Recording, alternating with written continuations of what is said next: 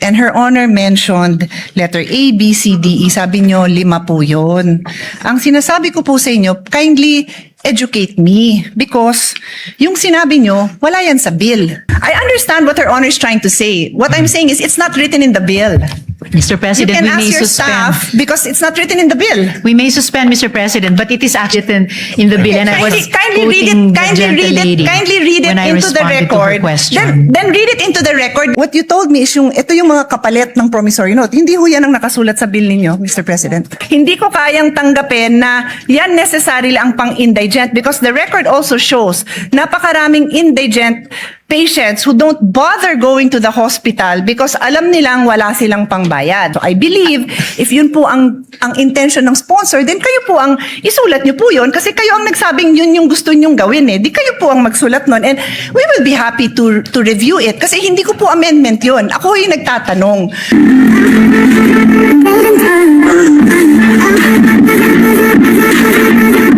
Mr. President, I move that this is the hospital detention measure. We are, of course, against hospital detention of the patients. Anti-hospital, that's right.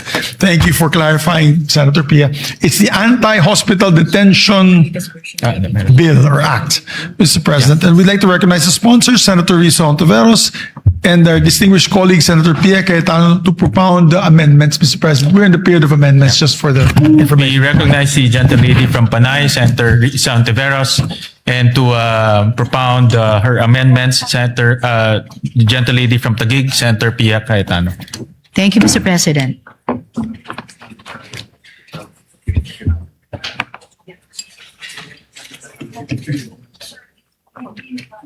Thank you, Mr. President, for the information of the body and to remind the sponsor.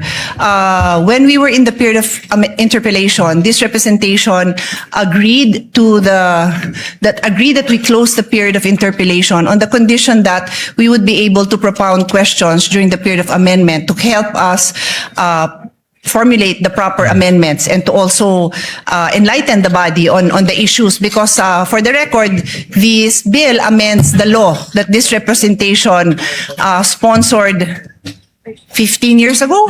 So I also congratulated the sponsor during my first amendment that the first time I made amendments that it is high time that we review this. So I'm supportive of this, but I just need to be able to propound these clarificatory questions because I hope the body will engage with us because I think it requires a whole of body approach in solving this issue. Because the next issue I'm going to take up might have a very big impact on the financial constraints of government. So if with Her Honor's permission, can I proceed? Yes, Mr. President. So we will start now on section 2, which is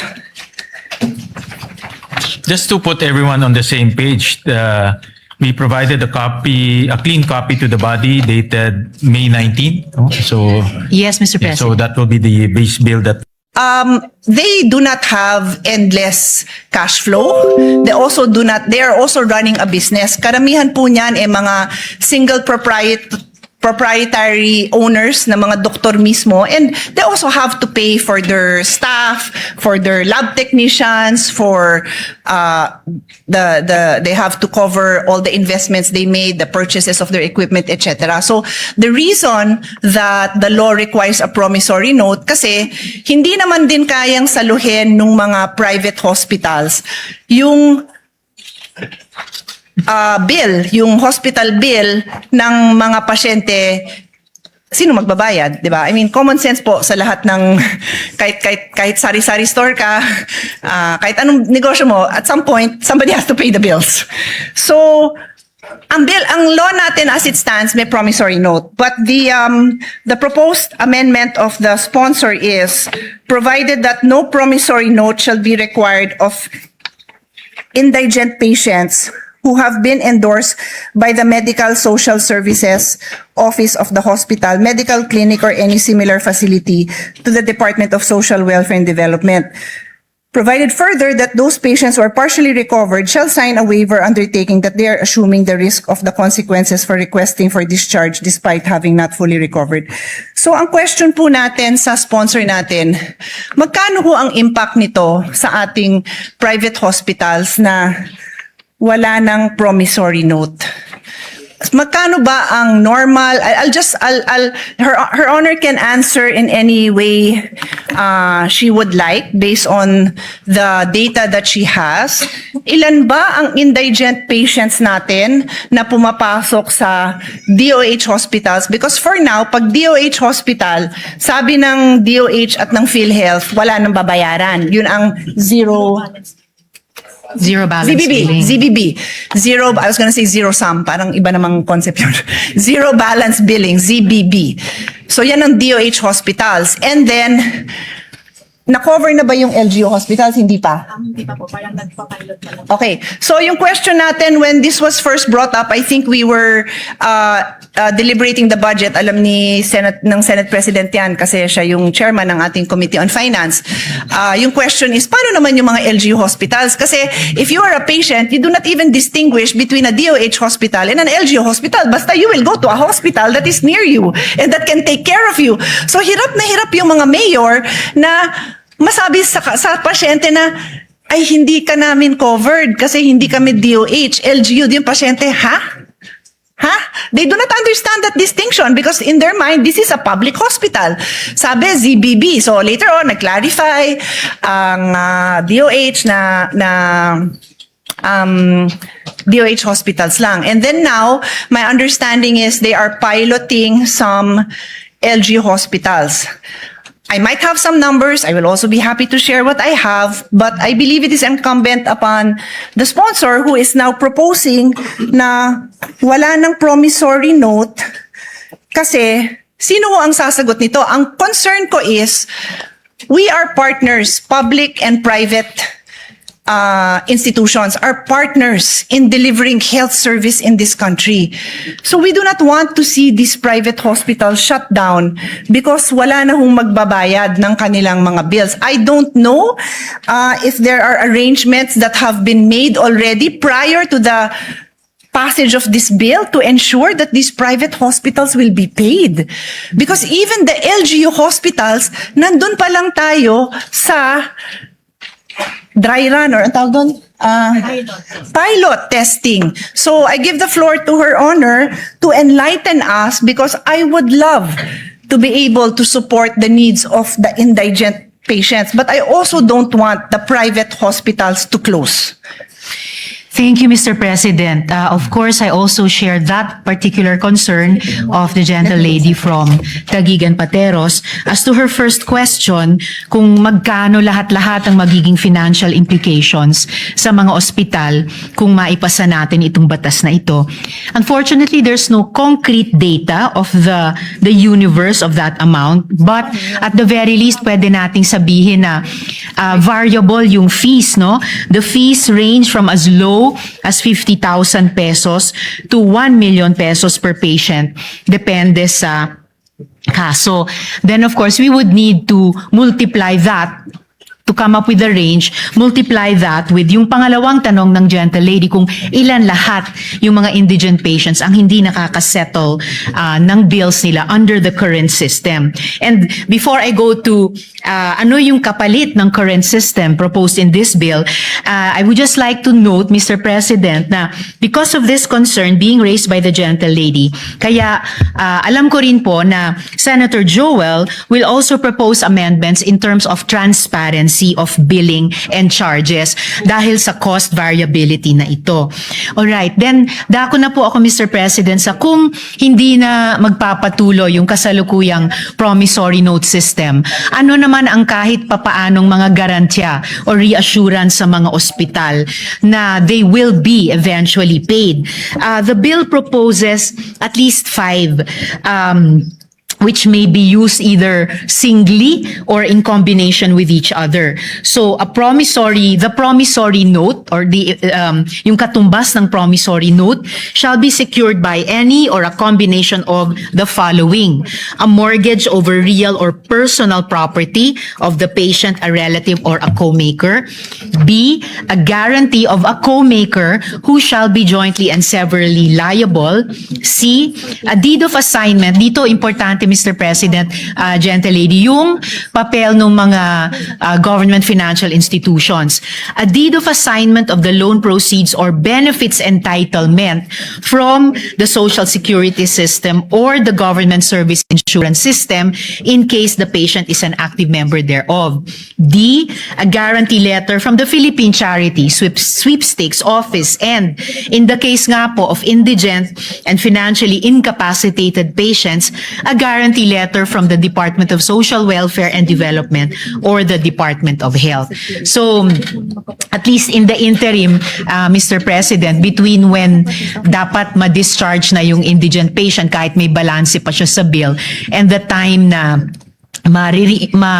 mako-compensate nga yung ospital, ito po yung nakitang mga kapalit na mala promissory note o garansya para sa kanila, Mr. President. Mr. President, perhaps the sponsor can enlighten me because, with all due respect, yung binasa niyo po is Section 2, which states the promissory note shall be secured by any or a combination of the following. Yun ang binasa niyo. So this is, the promissory note will be secured by these items, yung inisa-isa niyo. What you told me is ito yung mga kapalit ng promissory note. Hindi ho yan ang nakasulat sa bill ninyo, Mr. President.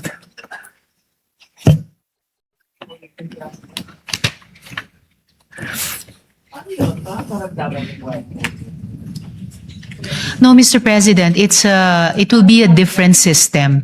Kung dati the indigent patient and his or her family were on their own to execute a promissory note kahit wala or kulang na kulang ang anumang collateral. Here, there is a promissory note in their name but backed up not by them all by their loan sum, pero itong mga social protection and government financial institutions natin.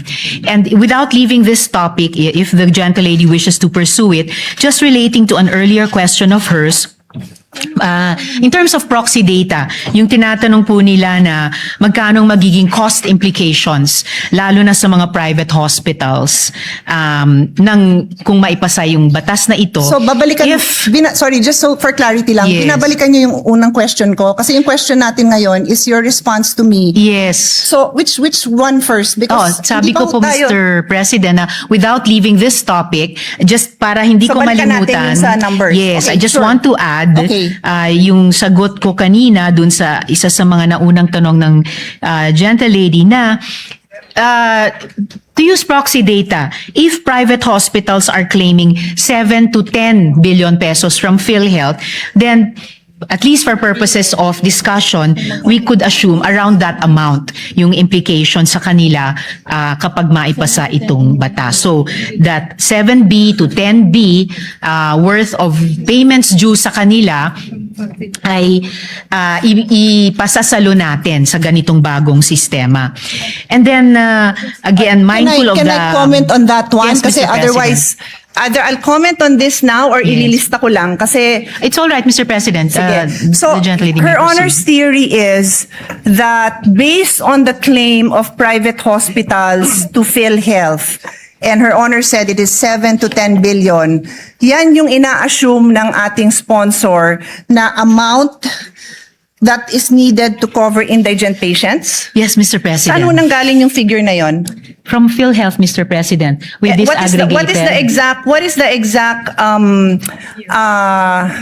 line item for that? Because I've sponsored the budget of PhilHealth and maraming hinihingi ang PhilHealth. So hindi ko kayang tanggapin na yan necessarily ang pang-indigent because the record also shows napakaraming indigent patients who don't bother going to the hospital because alam nilang wala silang pangbayad. So this is probably the bill for lower middle class or middle class patients who cannot even cover the bill. Hindi pa yata ito yung sa indigent. So we have to be clear if we are going to mention numbers that this definitely covers the sector that we are referring to. Yun lang naman yung reason kung bakit nagtatanong ako ng numbers kasi nakakatakot magpasa ng batas na to at batas ko to at gusto ko naman talaga siyang pagandahin na hindi tayo clear sa figures natin, Mr. President. Yes, Mr. President, I'm just pulling up the disaggregated data for which we came up with this proxy data of a range of 7 to 10 billion pesos.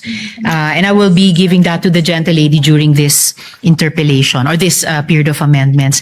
Additionally, Mr. President, before returning to the latest concern of the gentlelady, mindful of the apprehensions and reservations raised by the good senator from Taguig and Pateros regarding the possible cost implications to government, the sponsor wishes to place on record that the provision is anchored on the availability of medical assistance programs of various government agencies as provided under this bill na binanggit ko nga, Mr. President, as well as, of course, the continued implementation of the government's zero balance and no balance billing policies. And in line with this, the sponsor is likewise inclined to accept the proposed amendment of the good senator from Taguig when she proposes it, requiring the Department of Health to establish the criteria for indigency and the requirements necessary to qualify for the said exemption at a later time, Mr. President.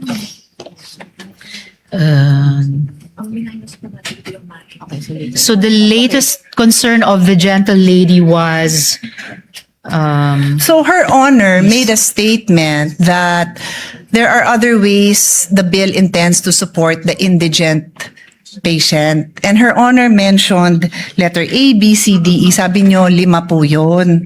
Ang sinasabi ko po sa inyo, kindly educate me because yung sinabi nyo, wala yan sa bill. Ang naka-enumerate dyan na 5 items are, it says the promissory note will be secured by any of the following. So may promissory note pa rin. So Her Honor is simply addressing dalawang sitwasyon natin. Sino ang kailangan magbigay ng promissory note at based dun sa dito sa amendment nyo, the indigents will no longer be required to execute a promissory note. Tapos dinagdag nyo, pero ito yung mga pwede nilang gawin. Wala nga ho yun. Yung sinabi nyo, wala sa bill nyo. Ang nasa bill, yung mga 5 items that are used to secure a promissory note. So that covers the people who need to pay a promissory note. So, Her Honor has to clarify this because it's not, what she's saying is not in the bill. Actually, Mr. President, it is in the bill. In fact, in answering this question, nag-take off po ako dun sa page 3, line 17, section 2, na kinwote ng gentlelady from Taguig and Pateros.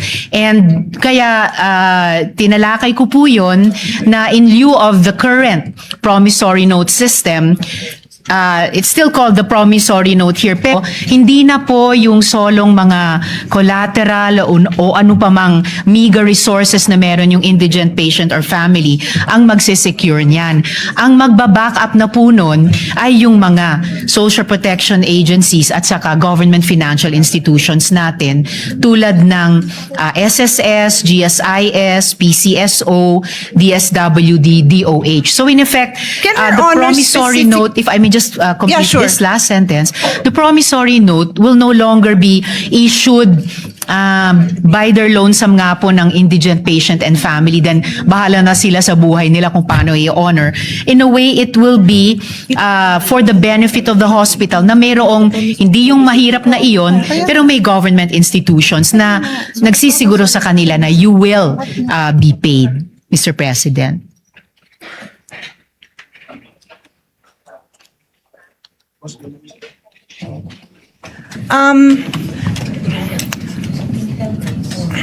Should we suspend? Because what Her Honor is saying is not written in the bill. So I don't know if We Her may Honor suspend, would Mr. President, like but- me to approach and try to explain because I understand what Her Honor is trying to say. What I'm saying is it's not written in the bill. Mr. You President, can we ask may your suspend. staff because it's not written in the bill. We may suspend, Mr. President, but it is actually in the bill, and I was Kindly read quoting it. the gentle lady Kindly read it when I into the responded to her record. question. Then read it into the record because yung binanggit niyong 5 items, nandyan nakasulat yan. But line 27, section 2, line 27 says, the promissory note shall be secured by any or a combination of the following. Yun nga kung binanggit nyo, nandyan yan. But it says a promissory note will be secured. My question was, paano mabubuhay ang mga ospital kung wala ng promissory note? Hindi nyo pwedeng ibato ito kasi ito sabi, the promissory note will be secured by the following. Perhaps Your Honor would like to make an amendment that says that in lieu of the promissory note, kasi yun ho ang sinasabi ninyo. Ang sinasabi ko, hindi nga ho nakasulat. So would you like to propose? Because we are happy to study and support. But hindi nga ho nakasulat yun. Yun lang naman ang puntos ko. Hindi pwede kasi yung intention natin hindi klaro sa batas.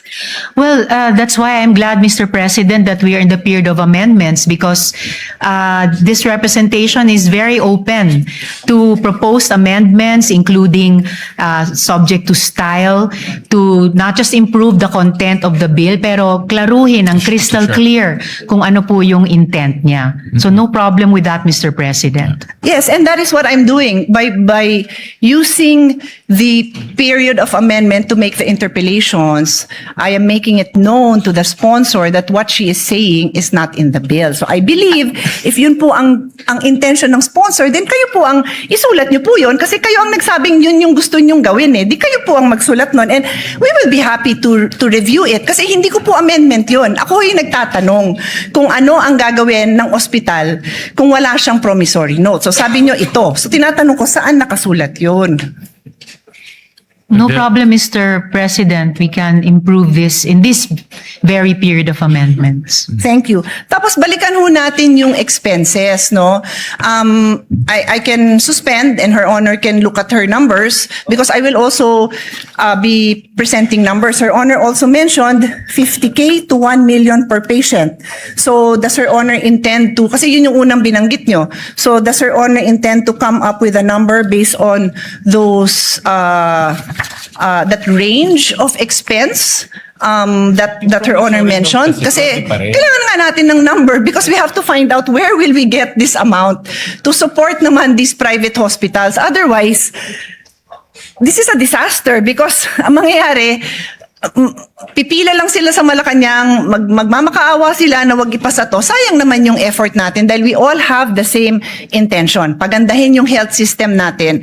Wag ma-detain ang mga tao, masuportahan ng mga indigents, but we have to know our numbers before we make this kind of amendments. And one more on that section, so maybe we can take a break so we can work on this section. Before we go on to the one more point of the gentle lady, Mr. President, definitely this is not going to turn out to be a disaster. The whole point of the bill, as the gentle lady herself has said, is to amend and update the original law.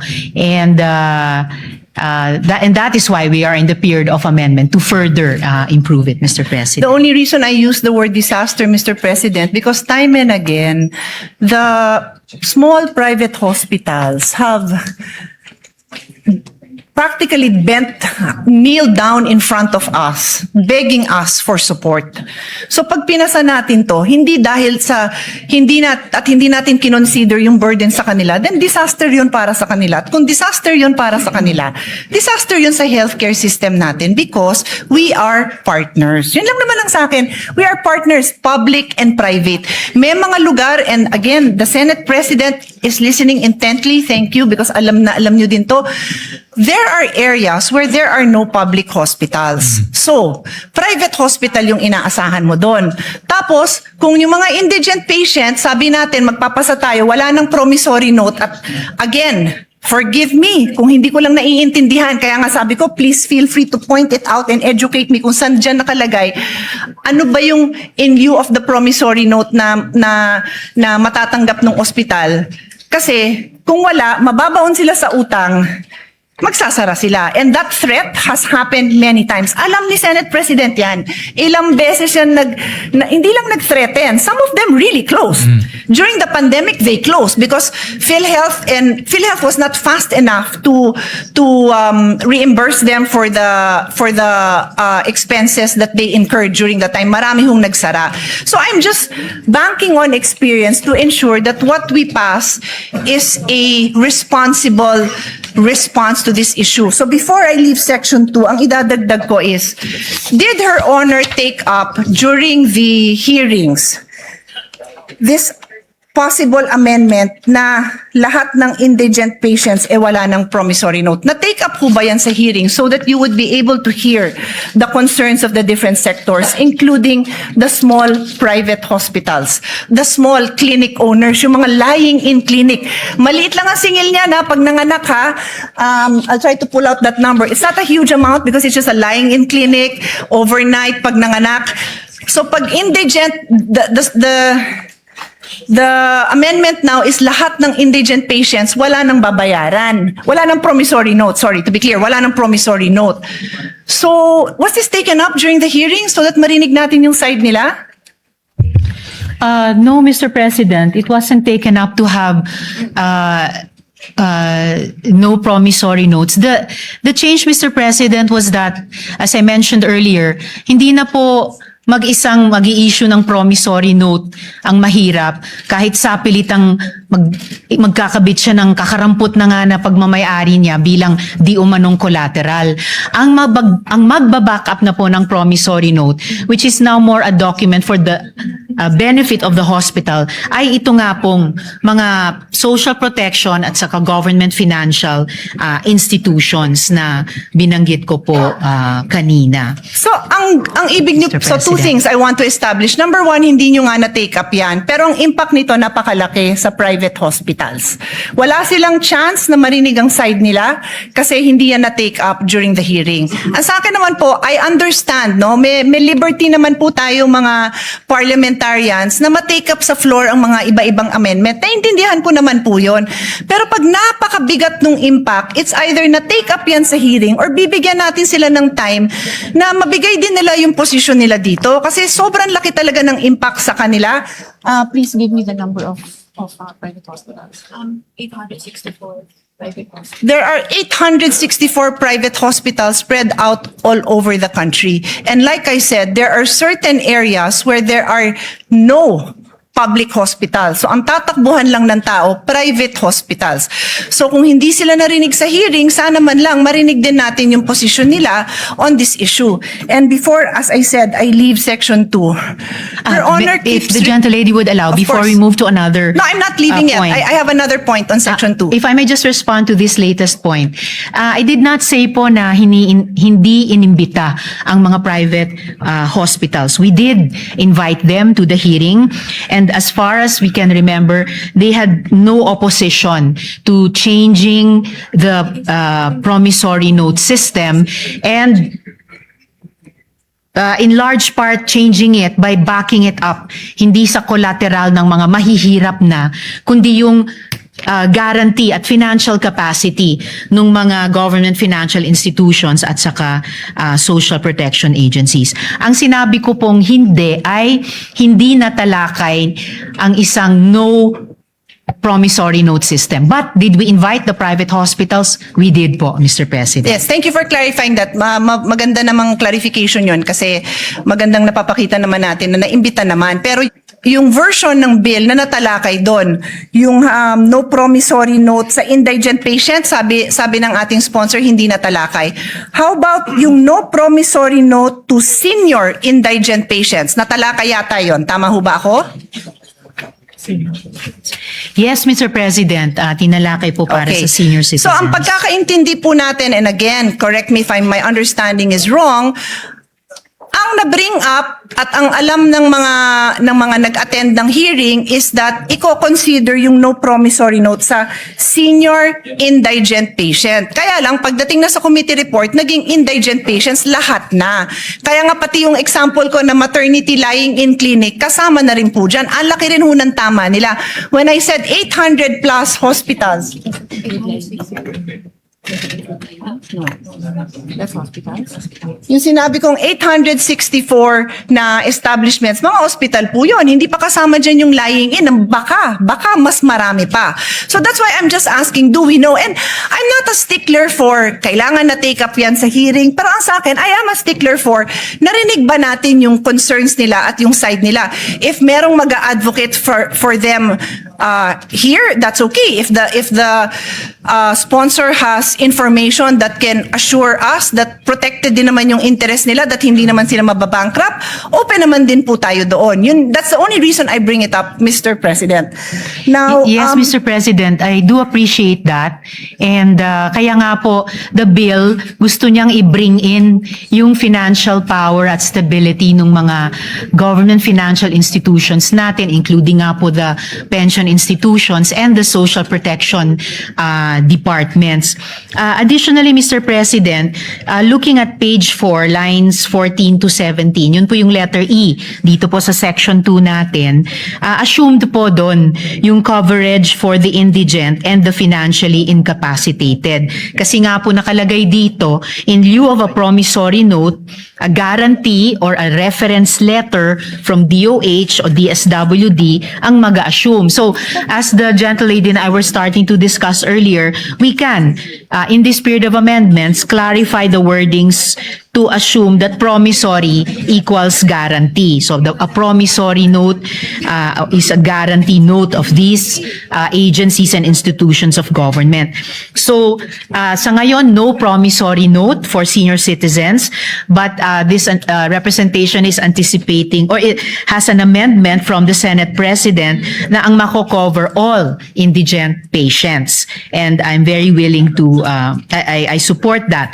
So, the amendment po, yung covering all indigent, I would accept. And that is also why, Mr. President, we are accepting, again, to reiterate, we are accepting the proposed amendment of the gentlelady for DOH to put eligibility criteria in recognition of her concern. And in fact, I already accepted that, Mr. President, last month, for the record. and for the record, I have no issue covering indigent patients. I am just asking for the financial data so that we are assured that when we go into the budget debates, we will have the full support of all our colleagues to support this amount because mababankrupt nga ang mga private hospitals. And again, I am very willing to hear the numbers to ensure that hindi sila mababankrupt kasi yun lang naman yung objective natin, Mr. President, to ensure that we have a healthy health ecosystem na buhay ang ating private health institutions at nandyan yung mga support na kailangan nila. Kasi bago nga itong factor na dinadagdag natin. It's new.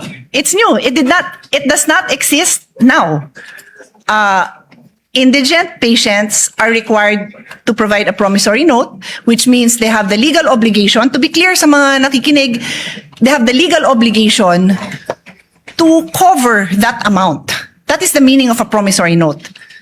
You have Yes, a Mr. legal backing President. to cover that amount. So, I understand what Her Honor is saying, that she has these government agencies that will provide, and Her Honor even mentioned letter E on the next page. Wala hong problema yon, pero I will just end this point, Mr. President, and ask Her Honor to read line 27, which is on page 3. Line 27 lang po, hanggang 30, kasi marami namang nakabura doon eh. Let's put it on record. The gentlelady would like me to read it. So, page 3, lines 27 to 30, the promissory note shall be secured by any or a combination of the following. And is Her Honor, is my understanding correct that yung the following na yan nga po yung 5 na binanggit nyo. Tama ho ba ako? Tama po, Mr. President. So, anong binasa nyo? The promissory note shall be secured. So, we are talking about a situation where there is a promissory note involved.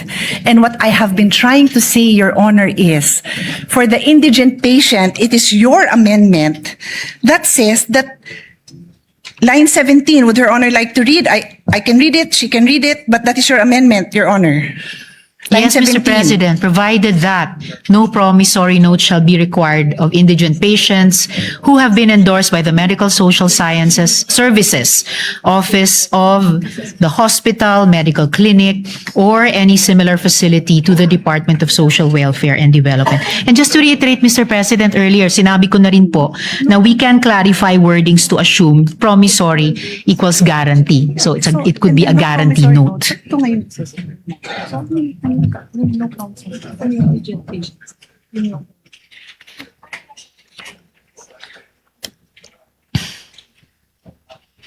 Tsaka wala rin naman pong changes sa Yes. Mr. President, assuming no sa budget allocation. Simply elaborates what can be, what security is allowed. Yun lang ang pinopoint out natin. Kasi Her Honor keeps on pointing to the alternatives to a promissory note. Wala nga hong nakasulat sa batas nyo na ganon because Section 27, which you just read, Her Honor just read into the record, refers to the security of a promissory note. That's So why, you Mr. might require President, another provision, Your Honor. I am trying to put into words your intentions kasi kayo ho ang may intention na ito eh. although Mr. President, as I already mentioned earlier, yung in terms of yung wording, yung language ng bill, pwede na nga pong palitan yung promissory note with guarantee note just to indicate nga na hindi na po ito yung kasalukuyan, hindi nga dating kasalukuyang sistema na sapilitang pinapapirma yung mahirap na pasyente o pamilya niya ng promissory note. Kahit halos wala siyang maidikit na collateral dyan. So if it makes it clearer, change promissory note to guarantee note. And of course, kung saan sa bill nag-a-appear yung salitang promissory, papalitan din ng salitang guarantee note. Ang importanteng pagbabago, Mr. President, ay pinapasok na po natin yung financial backing nitong mga pension systems at nitong mga government agencies, nitong mga government financial institutions, na ito yung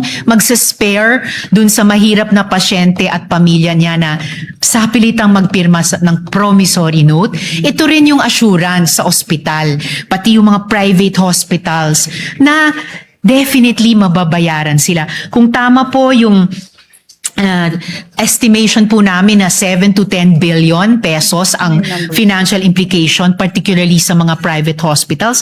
Certainly, pag sinuma natin yung financial might nitong nakalista sa 5 letters dito, kakayanin po nilang garantyahan yan. And yan ang assurance na mababayaran ang mga ospital sa mga serbisyong ibinibigay nila sa mga indigents, Mr. President. With the kind permission of Senator Pia, the way I understand it, dalawa po yung categories, may indigent and non-indigent. Ang indigent, hindi na po pwede mag-issue ng promissory note. Dito papasok si DSWD para to assure the payment to the hospitals. For non-indigent, pwede pa rin mag-issue ng promissory note backed by the 5 different guarantees. So, in Maaari other po, words, Mr. President. I think that's the way That it's is structured. correct. But that is correct. Yeah. So, I think ang suggestion ko ho is to make it very clear that for indigent, it's the government that will assure the payment to the hospital so that yung Yes. operations nila, I see the point of Senator Pia, Papatuloy. hindi ma-hamper yung operations nila. I think that should be stated clear in the bill. Para kung ako man si hospital, walang promissory note, si government na will step in and pay for my arrears. Yes, Mr. President. And will do to make it clearer. Pero salamat din sa pagbanggit kahit yung mga non-indigent, halimbawa yung mga middle class.